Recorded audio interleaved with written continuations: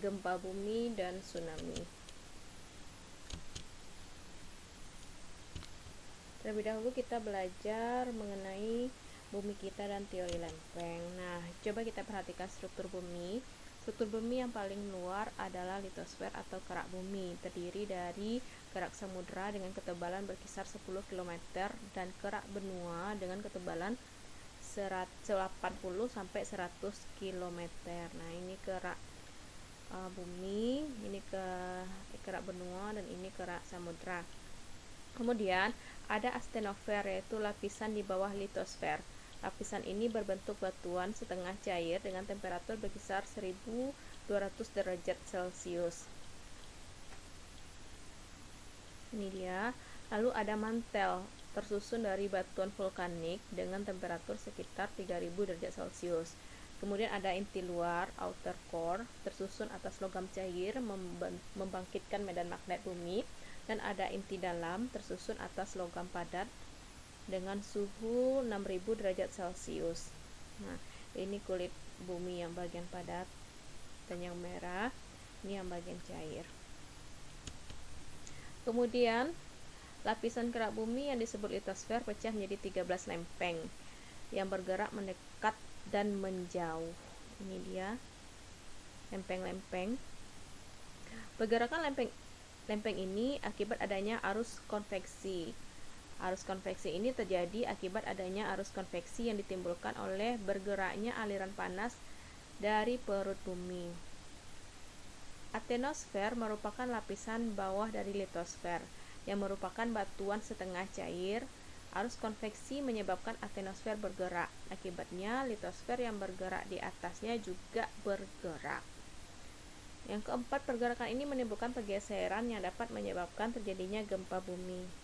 Nah, ini arus konveksi, ini kulit bumi, ini mantel bagian luar.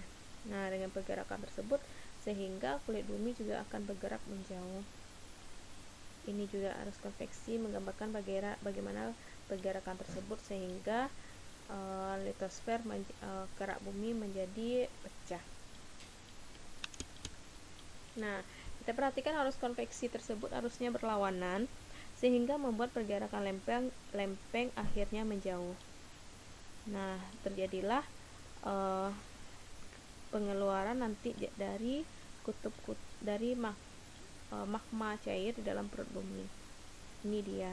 Jadi ada pergerakan lempeng yang menjauh akibat adanya arus konveksi.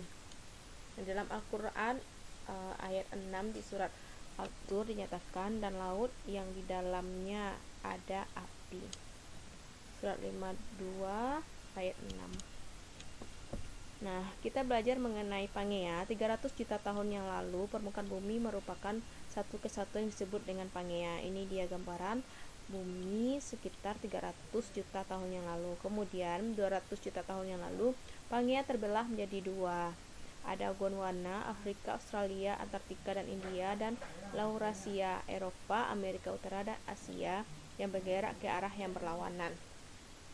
Nah, kemudian Gondwana dan Laurasia terbelah menjadi daratan-daratan kecil bergerak pada permukaan bumi secara terus-menerus sejauh beberapa sentimeter per tahun sehingga terjadilah benua yang kita diami pada saat sekarang ini.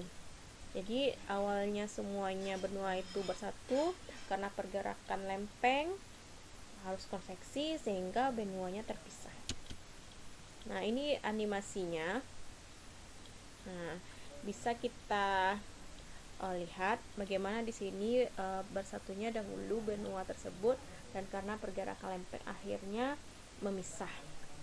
Nah, kita perhatikan pertemuan lempeng dunia.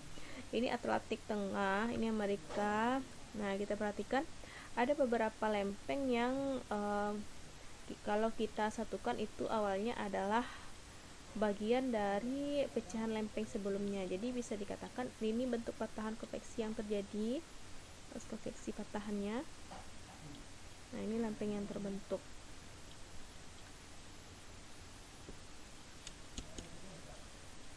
Nah, kita perhatikan di Indonesia. Nah, di sini ada lempeng Samudra Hindia, ada Indian Australia Ocean Plate, ini lempengnya. ada Pacific Ocean Plate, lempeng Pasifik, Samudra Pasifik. Ini ada juga Eurasian Continental Plate. Jadi di Indonesia itu kita mempunyai banyak pertemuan, banyak lempeng, sehingga Indonesia itu menjadi negara salah satu wilayah yang aktif akan gempa.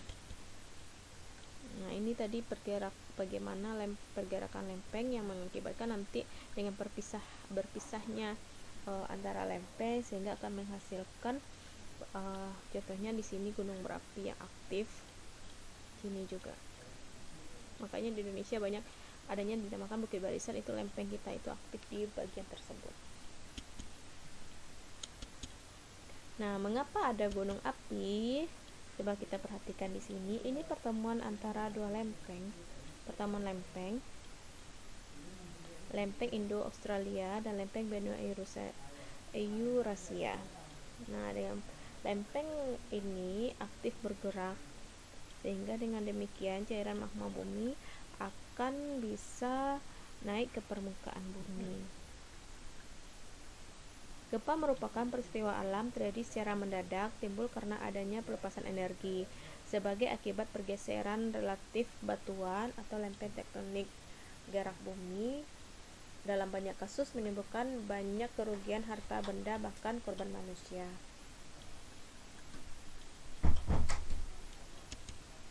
Nah, ini gempa bumi. Gempa bumi, berguncangnya bumi disebabkan oleh tumbukan antar lempeng bumi, sesar aktif, aktivitas gunung api, atau runtuhan batuan. Nah, di sini ada beberapa zona. Ini disebut dengan zona konvergen, di mana kedua lempeng nanti akan menyatu, sehingga dengan menyatunya lempeng akibatnya terjadi tumbukan dan dataran tersebut akan naik ke atas.